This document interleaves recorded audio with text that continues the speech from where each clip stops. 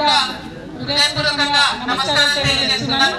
ముఖ్యంగా మా ఎంపీటీసీ గారు సుధాకర్ గారు, అట్లానే మా గ్రామ శాఖ అధ్యక్షులు కాశీరామ్ గారు, పెద్ద జెండా సాయి అన్న గారు, అట్లనే మాజీ సర్పంచ్ రాఘమణి గారు, పాశం కుమార్ గారు, మొదటి నుంచి ఉద్యమంలో ఉండి మరి అందరినీ జరగలాడిస్తారు కుమారన్న, అట్లనే అనేక మంది నాయకులు, ఆమెరున్నాడు, ఫాయజ్ ఉన్నాడు, మైనార్టీ నాయకులు, హిందూ నాయకులు అందరూ కూడా కలిసి ఇవాళ మరి స్వాగతంతో గ్రామంలో మహిళలందరూ వచ్చి మంగళారతులు ఇచ్చి ఎదుర్కొని తీసుకొచ్చారు.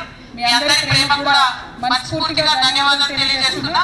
ముఖ్యంగా విలేజ్ డెవలప్మెంట్ కౌన్సిల్ కమిటీ నుండి, వీడీసీ నుండి చైర్మన్ గారు కూడా వచ్చిండ్రు, సత్కారం చేసిండ్రు.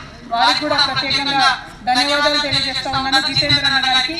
ఇవాళ ఇందల్వాయి రామాలయంలో మనము కాంపౌండ్ వాల్ ఇనాగ్రేషన్ చేస్తున్నాం. ఇంకా కొంత పెండింగ్ ఉన్నది, ఇంకా కొంచెం కాంపౌండ్ వాల్ మంచిగా చేసుకోవాలి, గచ్చు మంచిగా చేసుకోవాలి. దానికి కూడా నేను ఫ్యూచర్లో కూడా సహకారం అందిస్తానని గ్రామస్తులందరికీ కూడా తెలియజేస్తా ఉన్నాను. అట్లానే మరి ఇదివరకు కూడా మనం 1,20,00,000 రూపాయలు ఇందల్వాయి టెంపుల్ కోసం బీఆర్ఎస్ అధికారంలో ఉన్నప్పుడు శాంక్షన్ చేసినాం. గ్రామం నుంచి ఏదైతే ఫండ్ కట్టుకోవాలో అది ఆ సమయంలో మనం సమకూర్చుకోలేక ఆ నిధులు కూడా వెనకకి వెళ్ళిపోయినాయి. కానీ ఫ్యూచర్లో తప్పకుండా మళ్ళీ ఆ పోయినటువంటి 1,20,00,000 కూడా తెప్పించుకోవడానికి నా వంతు ప్రయత్నం నేను చేస్తానని సందర్భంగా తెలియజేస్తున్నా. లోపల అయ్యగారు కూడా చెప్పిండు, ధూపదీప నైవేద్యంలో నాది యాడ్ కాలేదని చెప్పిండు.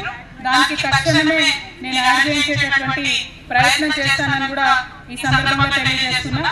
అభివృద్ధికి సంబంధించి అనేక అంశాలు పెండింగ్ ఉన్నాయని చెప్తున్నారు. వాటిలో కూడా మీ ఎమ్మెల్సీగా నేను శ్రద్ధ పెట్టి పనిచేస్తానని తెలియజేస్తూ, మరి ఇక్కడికి వస్తే ఆడపిల్లలందరూ కూడా మీరు ఆనాడు బతుకమ్మకు వచ్చిందంటే మళ్ళా ఇదే రావడం అని చెప్తున్నారు.